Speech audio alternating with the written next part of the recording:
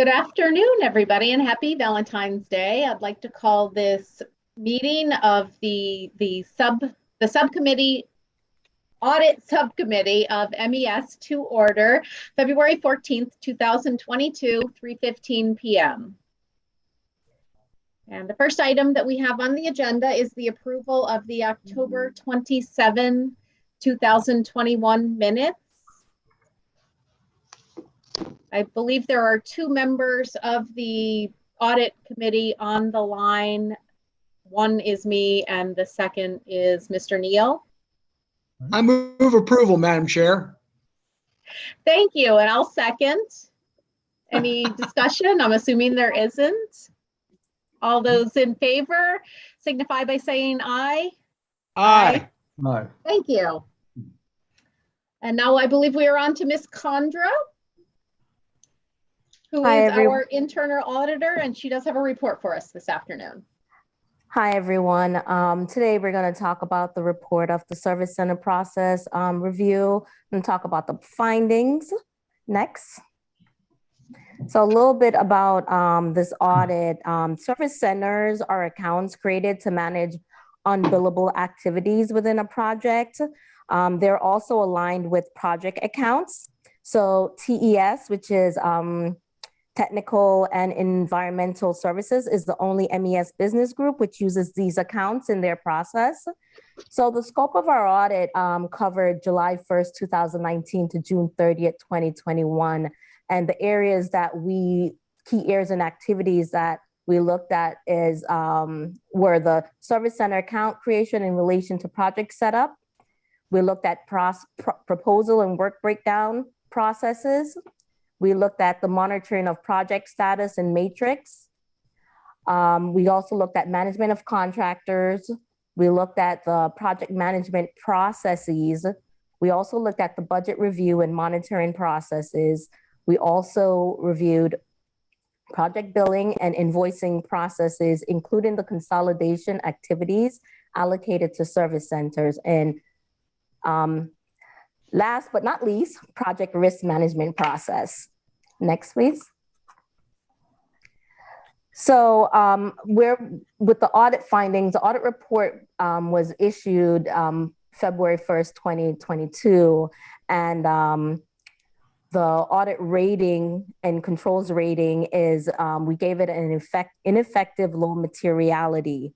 And the reason why it was given an ineffective low materiality instead of high materiality, because if something did happen, it would only cost $1 million and below in terms of any damages. Next.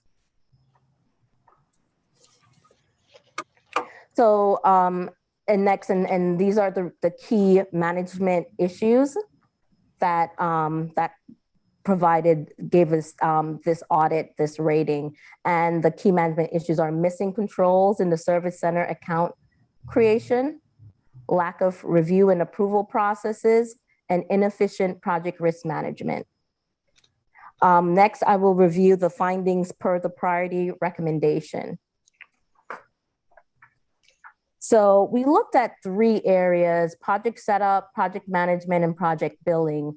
And based on we had 11 findings. 3 were in the top priority, 4 were in the, 7 were in the top priority, 3 were in high, and 1 was in the medium. So the recommendation rating top and high, usually finding needs immediate attention. So based on this, we're going to review the individual findings. At that time, please feel free to ask any questions. Next, please. 1 second.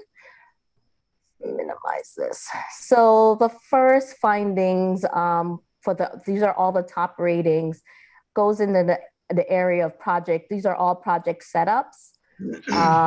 So the first finding is we observed during several interviews with TES division chief and administrators, it was communicated to internal audit there's no separate approval process to set up a service center to a project.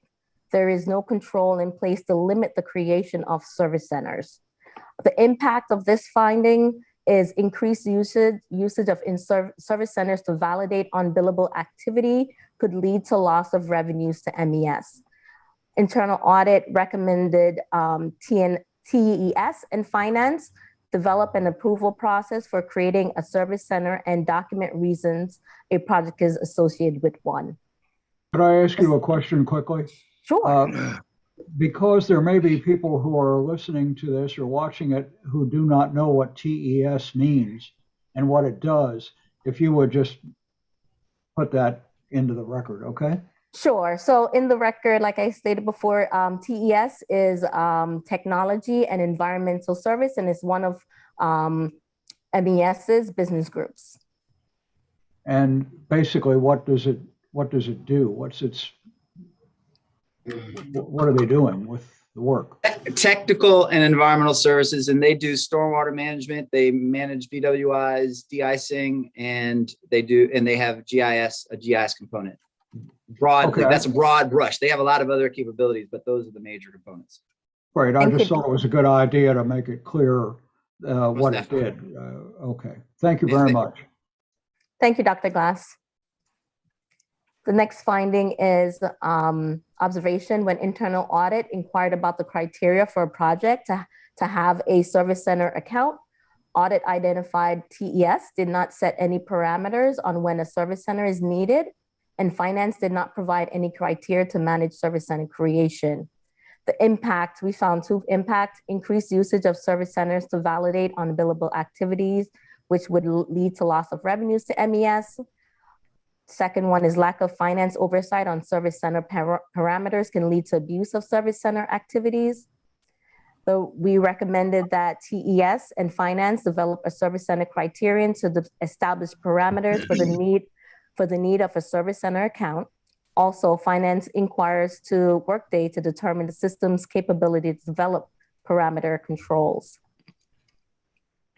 The third one in the top rating is in reviewing the process to set up projects in service centers account, internal audit found no distinctions between them. So in saying that, when you look at the process to create a project account and a service account, there was no distinction, even though they're aligned.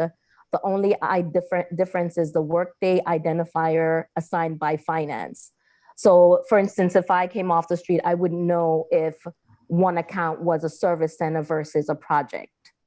Finance does not question TES about the reason for the service center creation. However, they confirm that it's the project alignment is correct. The impact, lack of finance oversight, as I stated before, on service center parameters can lead to abuse of service center activities. Audit did recommend TES and finance develop a service center criteria to establish parameters like above, also and set parameters. So it's the same recommendation to satisfy that that finding. Next. Oh, I forgot we have a lot of tops. Project management. For project management, the observation that we have is in the interview process with TES division chief, internal audit was informed that there's no definition of unbillable costs by TES or the client. So when we talk about no definition, so there were nothing to list what is unbillable versus billable. A list of scenarios or costs or scenario guideline is not available to TES employees to ensure labor hours and expenses are entered correctly under the correct project number, service center versus billable project number. The impact, increased activities allocated to the service center, which can lead to a loss of revenues to MES. Another impact is increase of administrator time spent on correcting costs and time allocation, which can lead to delay of monthly closing and or loss of revenues to MES. Internal audit recommends that TES develop, define, and document billable and unbillable categories and guidelines on cost allocation to a service center. Also distribute to TES staff, so they'll have a guideline. The next finding that we saw, internal audit observed there's no budget oversight by project managers, where a budget versus actual report is generated and reviewed by project managers. The budget versus actual is reviewed monthly by the administrators during the billing process, which is manual. Also, Workday and Piper do not have a budget versus actual report, which can maintain an audit trail for project costs. Piper's audit trail is from a monthly detailed cost perspective and not an overall view. The impact of this finding is project managers' inability to forecast project costs appropriately. It may lead to the client under budgeting for extended and continual projects. The next impact is increased project cost allocation to service centers may lead to loss of revenues to MES. Internal audit recommends TES project managers work with finance to develop a Workday report that generates a detailed overview of projects, budget versus actual activities. The next recommendation is TES project managers develop a budget review process and report to TES managing director status of each project and forecasts in progress and upcoming jobs. Next slide, please. The other two tops that are in the project billing, we observe there's no written documentation of the administrator's invoicing and billing process for projects, along with the consolidation process of activities allocated to service centers. Even though they did have a process, it wasn't written at all. The impact of this is, this finding is loss of process knowledge, to inability to transfer invoicing and billing processes for new or transitioning administrators, increased billing and invoice errors. Internal audit recommends TES administrators document the invoicing and billing processes for projects, also distribute procedures to all TES administrators. The next finding is TES project managers fail to identify service centers as a risk factor within the project management process. No risk register identifies service centers as individual risk. Project managers are not managing cost allocation to service centers and rely on administrators to report the budget status to actual costs. Although the process will be adequate for project management without risk, however, unbillable costs should be managed from a detailed perspective and considered a project risk. Per Project Management Institute PMI, individual risks might result in delay or acceleration in meeting milestones or end dates, or they might cause budget overrun or underspend. An effective project risk management process should identify individual risk within the project and enable them to be managed appropriately. MES internal internal control procedure states that unbilled projects costs are reviewed and billed regularly. However, it does not mention how to manage unbilled costs allocated to service centers. So the impact to this finding is mismanagement of activities allocated to service centers may lead to budget overrun. Second, increased negative exposure to the overall project risk and potential loss of MES revenues. Internal audit recommends TES project managers develop a strategy to identify and manage overall project risk. Secondly, TES project managers update managing director of overall project risk. Next slide, please. So now we are going into the high ratings right now. So the finding, first finding for these ratings are internal audit identified missing contingency percentages in the formula used to derive the labor rates. In saying that, the salary, fringe benefits, and overhead currently used to determine the labor rates for each classification are not sufficient to manage unforeseeable costs. The impact to this finding is labor rates are not sufficient to cover unbillable activity allocated to service centers. Secondly, all project costs are not covered by the labor rates, which can lead to loss of revenues to MES. Audit recommends TES and finance develop a standard formula to include a contingency percentage and develop a process to review and update labor rates accordingly. The second finding for these, for the high rating is there's no process in place to review and update labor rates to ensure that billable rates are sufficient to cover rising unbillable costs allocated to service centers.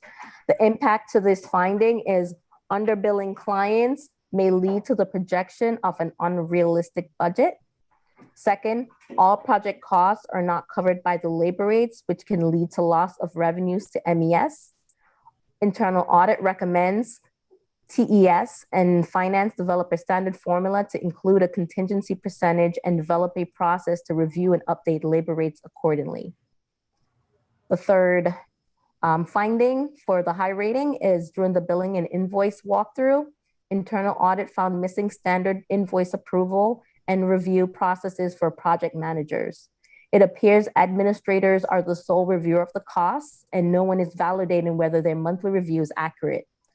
The administrator could not provide documentation of the project managers validating their review and project managers' approval of invoice details in Piper. The impact to this finding is increased risk of MES incorrectly billing the client.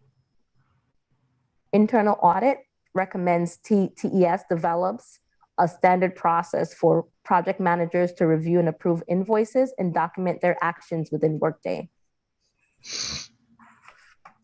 Next slide, please. So the last finding, which is the only one medium rating, we observe in performing the invoicing and billing walkthrough with an administrator, audit observed that finance does not have a pre-bill process. The monthly billing process begins with finance providing the TES administrator with a Workday invoice. After the administrator receives this invoice, then their validation process begins. If there is an error on the invoice, the administrator will create a journal entry and submit to finance. The invoice is corrected and regenerated from Workday. There are instances where the administrator found additional errors on the said regenerated invoice and the same action will occur for the same invoice. The impact to this finding is increased rework may delay monthly closing. Internal audit recommend finance develops a pre-bill process to allow administrator time to perform journal entry corrections. And that concludes the findings. Next slide, please. We'll talk about the management action plans. So after meeting with TES, management, and finance, we came up with three action plans to satisfy, to mitigate the risk that we found in the findings. And the first one that came up, their TES is going to implement procedures to manage unbillable accounts, including the necessary criteria, guideline, and approvals. Secondly, they're going to document and implement monthly invoice review and approval process, which will include the project managers having a review process of what the administrators are doing. Third, they're going to eliminate the labor rate billing structure and the Piper system from the unbillable account process. The expected completion date for these management action plans would be July 1st, 2022, and that would be for fiscal year FY23. And that concludes my report. Any questions? Yes, may I ask you a question? Sure. Is there any, or was there any discussion of the fact that doing all these things that you suggest will require more people to do the work, other than the people that are just there? You feel that there's no need to have someone to come in to do special work to get this done? That's what No, they won't need anyone a special work because only the administrators and the project managers know the process. It's basically just brainstorming and put it down to paper and communicating and having a standard process overall. In terms of doing the monthly reviews, they wouldn't be an additional, actually it would make their jobs easier because everyone would be following one process. Okay, that's fine. Thank you very much. Appreciate You're it. welcome. Right. Madam Chair, may I ask a question, please? Yes, please do ask. Thank you. First, policies exist unless they are written down and approved by someone in authority. It seems to me like we've got a lot of informal proceeding on here that really don't have a family tree. And so I think that's something that that needs to be straightened out and documented. I've read through this several times. Things seem to be fragmented and truncated, and the lines of accountability are at least unclear to me. We're not doing anything. There are engineering firms and consulting firms that bill for their time and everything else. Can't we benchmark ourselves against some best practices in industry and get this right? It just seems to and in the final analysis, it looks like some of the slippage may well, in fact, be costing MES money because charges are being lost or the labor rates that for the work that we do. And I commend the internal auditor for documenting all this, but I think what she's revealed is habits and not policy. And I just think there's a way to tighten this up. And also wonder, as the judge does, maybe this is something that ought to be somebody's job, where they wake up every morning and figure out how to do this better. Maybe we farm it out to the managers and the folks to do it. But I think we need a work group, and I think we also need a progress report, perhaps before July 1st, maybe something in spring, to show that things are on track and we have some hope that these inconsistencies and whatnot might be remedied in real time. So that's my question. Isn't that so? Secretary Neal, if I can, for chair, if I can have the answer for it. So this process is in the, I don't know if acting managing director Slatnick is here, but the main response to all of the findings of the internal auditor is that Piper is being eliminated, and all charging, all rates are going to be actuals from this day forward. And like the other groups, there will be contingency put in for things that involve any form of construction or any form of things that have a question mark as to the total cost. But they will be based on labor rates as they are actuals, and with some contingency for conditions that are unforeseen. So that is in line with the rest of the agency and in line with what occurs in engineering consulting firms. So, we identified that as a best practice. So Piper goes away. There's no more service center. If anything, if there are requests by state agencies in particular, where they are asking for us to do work that involves a heavy load of subcontract work, then there just needs to be an evaluation of the administrative cost to MES, and an administration fee is charged for that.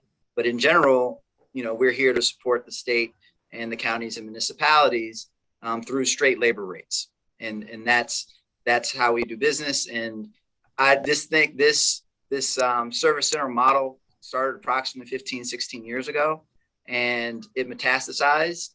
I don't think it was ever evaluated through an internal auditor. So we are actually just ending the practice. So, but we will update, we'll update you as you like. But we are just ending the practice.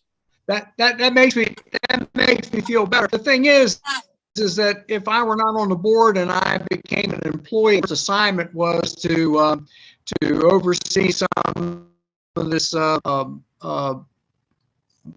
what do you call them, service agency activity. I would have a cookbook. I wouldn't have any way other than my intuition of how to do this. And I would think that we've got to settle it so that if somebody comes in, they have a reasonable expectation that they know what the rules of the road are. And that should make internal auditing, it should make customer inquiries, it could make all that stuff a lot cleaner, rather than say, well, that's the way we've always done it. And they say, where's your policy? Oh, well, we never wrote down. To me, that just acts of unprofessionalism, and we're better than that. So also finance has standing operating procedures that follow all practices with Workday. And so by having everyone go through Workday and no other system, those standard operating procedures and best practices that you described, I can, at any time, we can have your deputy treasurer walk through all of their practices. I have read the manuals in finance, and they do have stepwise procedures that you're referring to that are in the guidance documents for finance. Whether they're in policy or not is another thing, but they are definitely in the best practices and guidance documents of the finance department. This hyper management system was separate from that, which is obviously was the problem. Yeah. Okay, great. Thank you. Thank you, Madam Chair. So this is clearly a shift in policy for the staff. How was this received, or do they understand the mission and the reason? So this was discovered as we're going through our budget hearings this year. It's clear that there was a negative in one of the groups. So I was made aware of a loss in tests as a whole, and started asking questions. That was the end of my first year, my first 10th year, and it was clear that there was this place of loss. I was unfamiliar with an engineering consulting firm type organization having a loss, because generally that's related to labor, and if there's a loss in revenue, you create a smaller staff so that you match revenue with expenses. So that was the start of the process. And for 90 days, I did an evaluation. I engaged the internal auditor to start her process of looking into it. And there's been a lot of change in the management of that group to meet that. So staff has been informed since the beginning of the fiscal year, and they have been moving in that direction. And the new leadership in that group have been educating the staff and engagement with finance, engagement with the leadership of the group. And I think they're doing a great job, and you'll see it in time. So there's, just like the great resignation from everywhere, there's been a lot of change, but we're matching revenue to expenses now. And that's just the way it should be always. So I believe that there's change, and change is always difficult, but it's logical change, and staff is coming around. Thank you, Dr. Glass. Are there any other questions?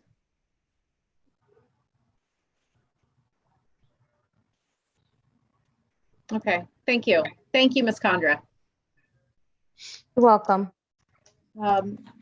We do have a closed session on the agenda, and other than that, it is old and new business. So I don't know if there is anything anyone would like to add, either previous business or anything new that ought to be mentioned at this time.